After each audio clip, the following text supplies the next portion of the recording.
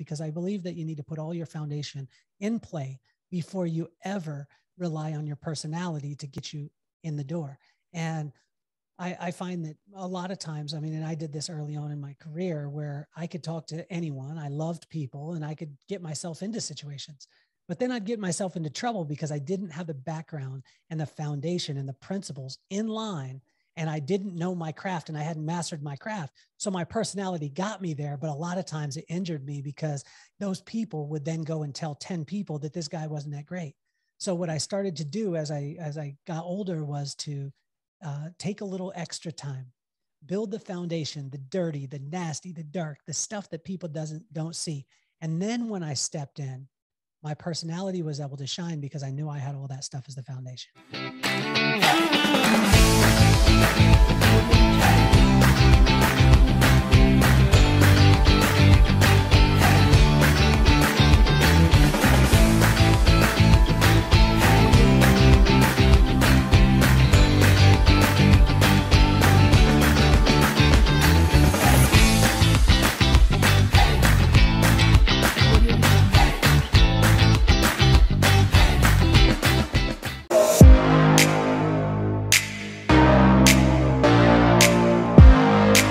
Kelly, you're a husband, father, Forbes contributor, author, speaker, podcaster, founder of the Kelly Cardenas Salons, and much, much more, man. I'm honored to call you friend. Thank you for taking time and joining me today, man.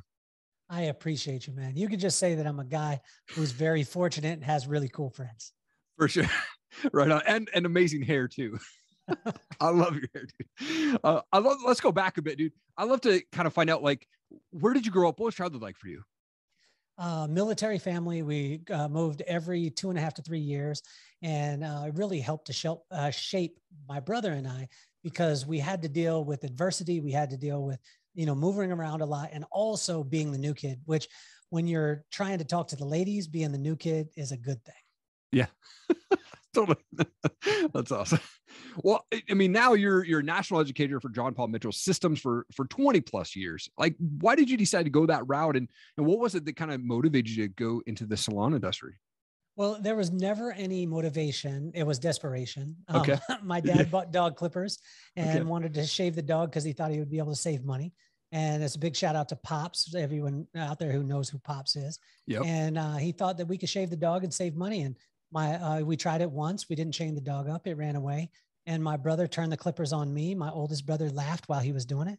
And the one cutting became the lawyer. The one laughing became the doctor. And I actually became the hairdresser. That's awesome. One of the cool things you mentioned about your pops is, like he said, when you're building businesses, it's all about the people. Like, how have you been able to take that and what he said and really build your business to what you're at now? Well, my dad always taught us on one principle that, there's only one business in the world. There's only one business only, and that's the people business. You take the people out of the business and you have no business at all. So what he taught us over time was, if you build the people, and then allow the people to build the business, as opposed to trying to build the business and fit people into it. And what we did was, we created and adopted a system as we went along that we 100%, like, we created the systems, which was nothing more than a list of our screw ups, but we managed the system and always, always, always loved the people. So good.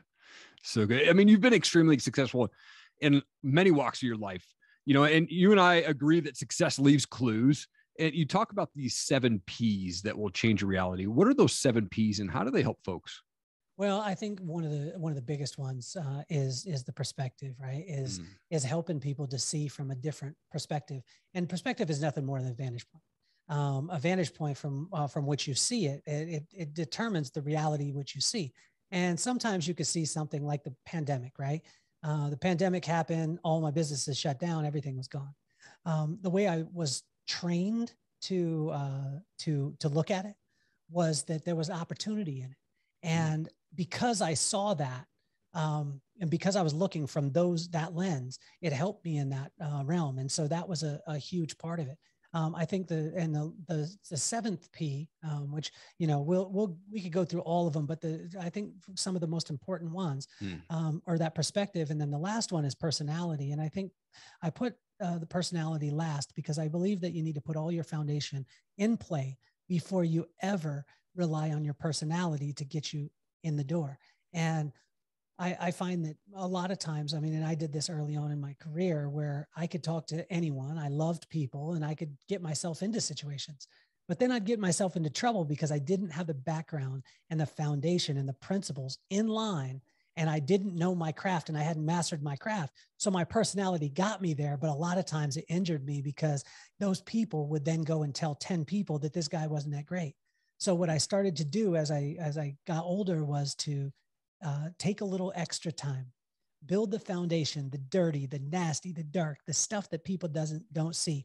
And then when I stepped in, my personality was able to shine because I knew I had all that stuff as the foundation. Come on. Oh man, that's amazing, dude. When I was doing some research on you, I saw that you were in like a comic book or cartoon character transformed for the Dollar Camp program. Bucket list of mine to be in a comic book for sure.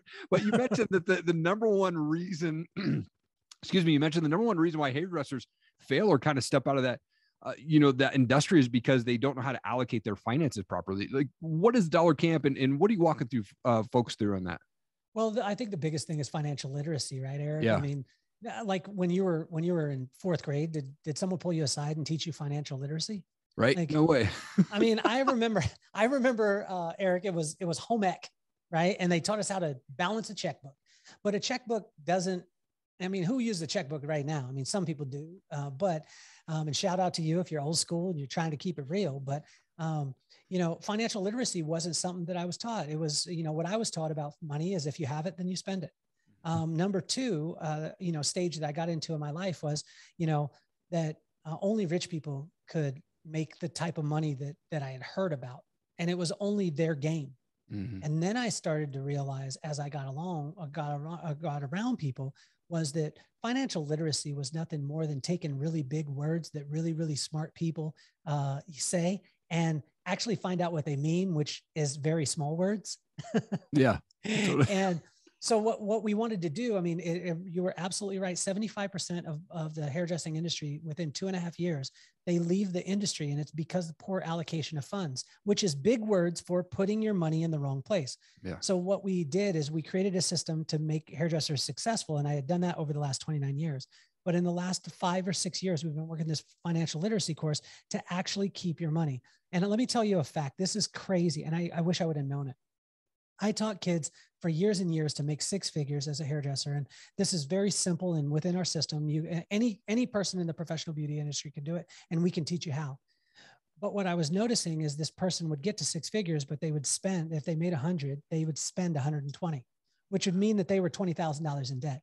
Yeah. With this system of financial literacy, which is Dollar Camp, you can save $250 a month, which is only $3,000 a year. That would mean that you only made $30,000 a year and put away 10% of it. And if you do this over a 38-year career with the right financial advisor, you will retire a millionaire, guaranteed. That's the craziest thing. And I wish I would have known, because I wouldn't have been going after making 100 grand. I would have been going after making 30 and putting it away, not being shiny. But again, building the foundation like we were talking about earlier. Oh, man. And you wrote this book called The 6 Indicators of Business and Life, right? And you've told me, like in conversation, that you've been teaching on this stuff forever. And then your wife kind of gave you the motivation to finally put it in a book form and put it out there. But for those who don't know about the book, like, what's the book about? Well, it's called The 6 Indicators for Business and Life. And God gave me these, it was, I can't remember the exact year, but it was in Tecumseh, Michigan. I had this plan. And then God said, you know what, throw your plan out the door because I'm showing up today. Yeah. And he helped me to realize, which he does always, is that we can have the plan, but the magic is in the moment. And if we can take and we can settle in and we can be present in that moment, then we could get what God has for us, or else we could just stick to our own plan. And he gave me these 6 indicators as a way for us to be able to kind of gauge our life and our business.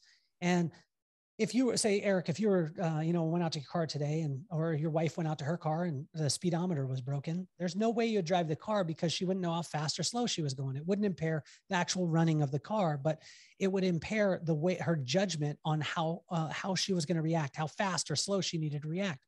Well, most of us run our businesses, our lives, and our relationships with no indicators to tell us how fast or slow we're going. And therefore, we get in trouble because when you're going 100 miles an hour, you have different reaction time when you're going 5 miles an hour. And I've never found one thing, Eric, not one in my life, my business or relationships or anywhere or in any of my friends' relationships that couldn't be solved with these 6 indicators. Come on, man. I love that, dude. I think this needs to be in the hands of all married people, man. Like, seriously. And I need to go pick up this book because when I see it in a couple weeks, man, I need to get that in my hand and have you sign a copy for me, dude. Dude, I want to brag on you for a minute, man, because you're one of the hardest working guys that I know. And you're extremely family oriented. I've seen videos with you and your wife and your kids on the show. You love your family more than anything in the world. And you encourage others. You lift people up. And I think it's awesome. Forbes just mentioned you as one of the most sought out interviews of the game today. You know, New York Weekly named you in the top 10 leading entrepreneurs of 2021. Yahoo Finance has you in the top 10 motivational speakers for 2021. I mean, huge. But what is it in life that you're most proud of? I think that it's the things that, my parents taught me, which was number one, you're awesome. No matter what you did, you were awesome. And I think that my mom was maybe doing this because she knew I wasn't going to be a performer at anything. Like I wasn't good in basketball or baseball. I was okay. I played, but I wasn't that great. She told me I was awesome. She told me I was beautiful, never to compare myself to anybody else. And number 3 was that I could do anything that I put my mind to. And I think the proudest thing now for me is to see all the people around, because I got in this business and I got in just business in general to build people. And, seeing you, man, like seeing what you're doing, seeing all the articles that have happened, the 8 articles that I just saw the other day, seeing how your podcast, you're over 250 episodes, you're doing 2 podcasts, you're doing all these amazing things.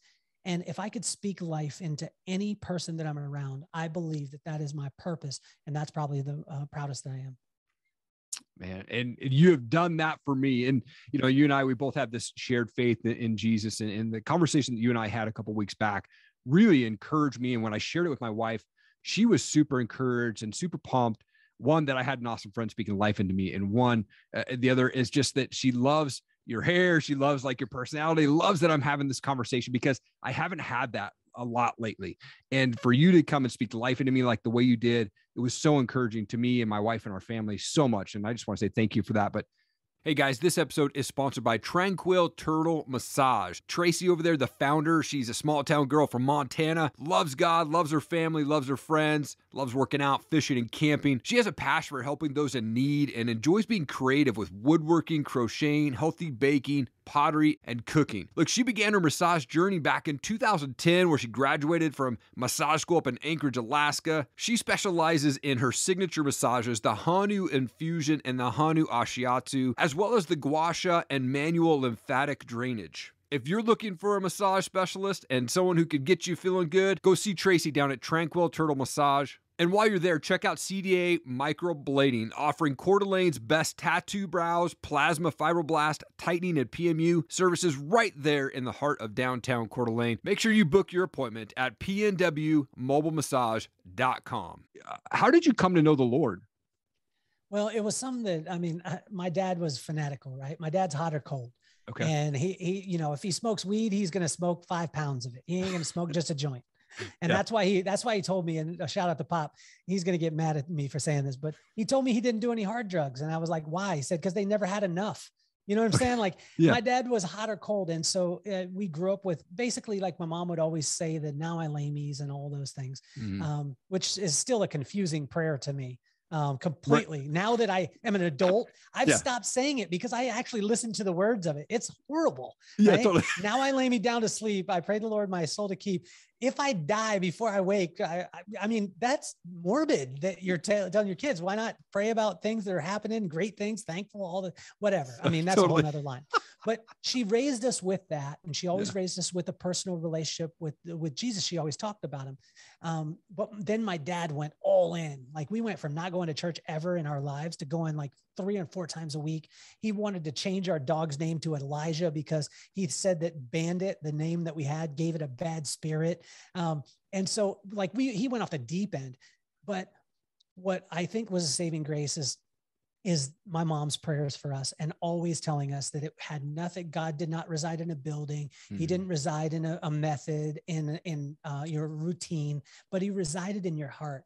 And I remember in fourth grade, like through fourth grade, they said, give your heart to the Lord. And I was like, I ain't giving nothing to nobody. And then I remember I was in the shower. I just listened to a song called The Bible Break. I wish I could find it.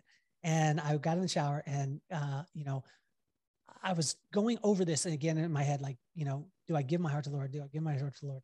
And then I thought, like, okay, so what if I give my heart to the Lord and it's not real? I still got a ticket to the bus. You know what I'm saying? Like, I still got it just in case. And 11th grade, he really started to work on me, but I acted like I didn't hear him because there was a lot of girls around. I still wanted to talk to him. 20 years old is when he really started grabbing me. And then 21 years old, he took me into the wilderness, which was San Diego. He took away my family, my money, everything. And he said, you got to focus on me. And I did. And honestly, I mean, it's been step by step, but I have no idea how somebody, with the traumas that we've gone through and that you go through in life.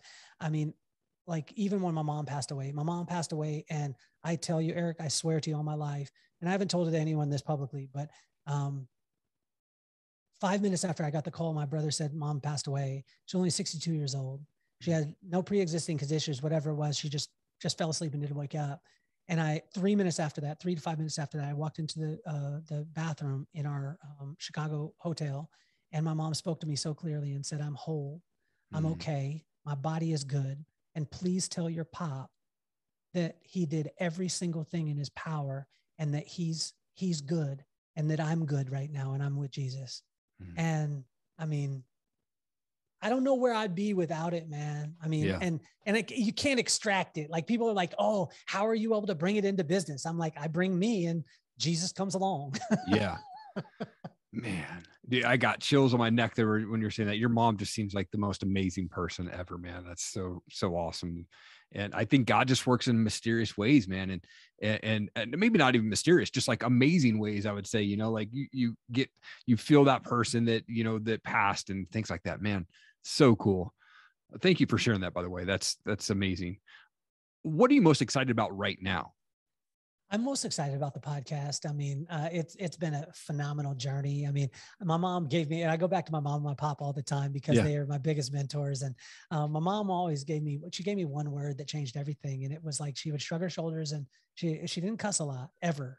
She thought poop was a bad word, but she would say this: shit. Like, if you're late for work, shit, like, maybe you should get an alarm clock, get over it and get through the day. And it was the only word she ever used. And when the pandemic hit and things like that, and we had the businesses, and, we still have them now, and they closed, some of them closed all of them closed for a while.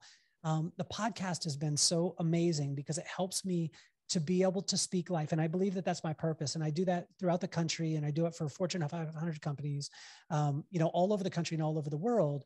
And I get to speak life into people. When people have me come in and they're like, we really need to help work with our systems, or we really need to have higher efficiency. All I ask them is, key me into your people. Let me hang with your people. Because if I can build your people, then your people will build the business. And that's the most exciting thing. I mean, between the podcast and the speaking, those two things, man, I mean, absolutely fill me up. But I would say riding my e-bike with my son and my daughter and my wife is, I would say, even beats those two completely. So. That, by the way, your e-bike is amazing looking. How are those things? I've never rode one before. It's so addicting, man. Yeah. I thought at first, I was old school. I was like, you need to pedal a bike, but I mean, you still need to pedal a bike, but I tell you, when you go e-bike, Wicked Thumb is the best e-bike on the planet. Okay. And these guys are tremendous. It changed everything because it slowed me down. I got to see things from 25 miles an hour, 15 miles an hour, as opposed to zooming through our lives. It slowed me down. And when you slow down, things start to come to you. Oh man, that's amazing. So good, dude. We love going on bike rides as a family. And like my son, and he just, like, we upgraded his bike this year, and we can get down the lake in about a 2-mile stretch, and they love it. And then, the path isn't super uphill on the way home. but it's so fun to just get out on the bikes and get down to the water and spend that time with the family. And I think that's amazing that you do that.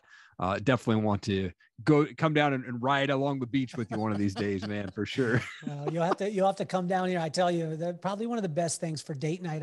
I'm in the process. My wife's bike is on its way. And so we're going to do date night together. And the things that I'm doing now, Erik, seriously, everything I've patterned my whole entire career around a couple of things. Number one, spending as much time humanly possible with my family. Number two, staying as close to home as possible so I can spend as much time with my family, and then doing only what I'm purposed to do. And I believe that what I'm purposed to do is to speak life into people, organizations, and companies in every situation that I walk into. I love it, man. So good. I wanted to transition just to a couple of fun questions. I'm a big music guy. Like, what's your favorite type of music, or do you have a favorite band that you like to listen to? Oh, hands down hip hop, man. Okay. I'm a hip hop head from the old school. De La Soul's my favorite group of all time. Oh, but I tell you, where I'm at right now, like where I'm feeling right now, is Dirty Heads.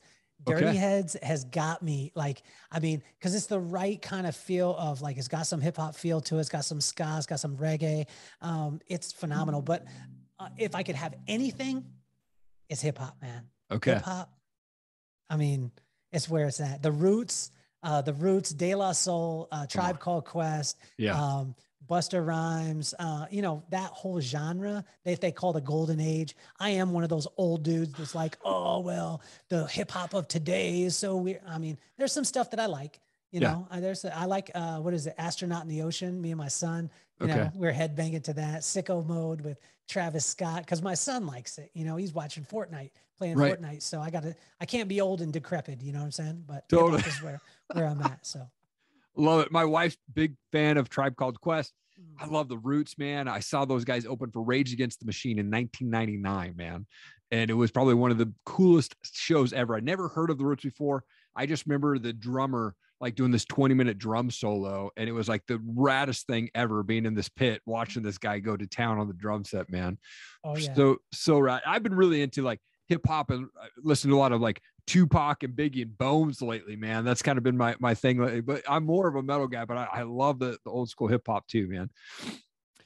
Because I know you and we briefly talked about this before, but do you think is the best beard products out there? Obviously, I'm asking for a friend. Yeah. Oh, well, the beard, I think the beard product, it's sad because there's one that just got discontinued, but it was it's called Marula Mask by Paul Mitchell. And it was it's for a woman's hair to, like an intense treatment. Okay. But I started using it on my beard, and it was like, it was a whole other level of the game. There's one that you can ask any beard man that wants to wear it a little bit longer. There's a product called Anti-Curl by Rusk. Okay. And this is a treatment that they'll have to do on it. It's a professional only, so you're not going to do this at home. But ask your hairdresser about it. I mean, it will change the game for you. And then what I would use is I'd use an intense conditioner. With Paul Mitchell, there is hair repair treatment, or there's supercharged conditioner. But I would go unconventional, because a lot of the beard products, what I'm finding is that they're trying to mask stuff. As far as, as opposed to take care of the challenge. And Anti-Curl by Rusk, and then any weekly conditioner by Paul Mitchell in the beard that wasn't meant for the beard is the best in the world. Okay. I'm going to have to get the beard conditioner for that conditioner for sure.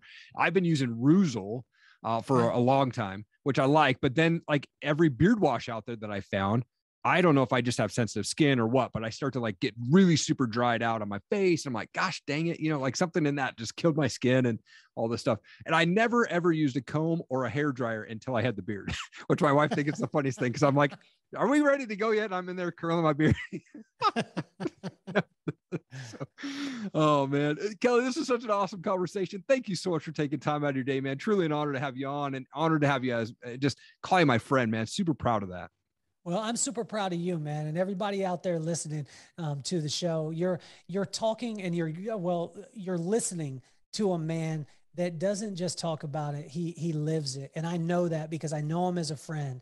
And there's very few people like that in the world. There's very few people like you in the world, Erik, that are talking about things that you do, as opposed to just talking a bunch of nonsense.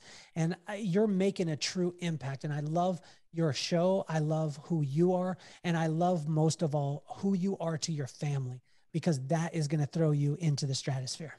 Come on, man. Thank you so much for the kind words. I appreciate it. Kelly, that was amazing. What's going on? Thank you so much for watching the show. I really appreciate it. Hey, I just wanted to do a quick introduction. If you've not seen my show or you don't know the services that I offer, I wanted to drop them to you right now. One, I do voiceover work. So if you're looking for a voiceover person to cover your motivational videos, or maybe it's Kickstarter videos or whatever it is, let me know. I'm more than happy to help you out there. I also work with brands on brand and product videos. So they'll send me their products to do reviews or box openings. Let me know. I'd love to work with you on your product as well and help you get that product out there. I also love to be able to share my story. So if I can make an impact on one person at your next speaking engagement, let me know. I love to talk about my story. I love to talk about how our past does not define our future, and morning routines and being consistent, how to be around those successful people that are just going to lift you up. Let's chat about having me speak at your next event. Let's make it happen. Again, thank you so much for checking out this show. Check out ericallenmedia.com. Really appreciate your time. Have an awesome day.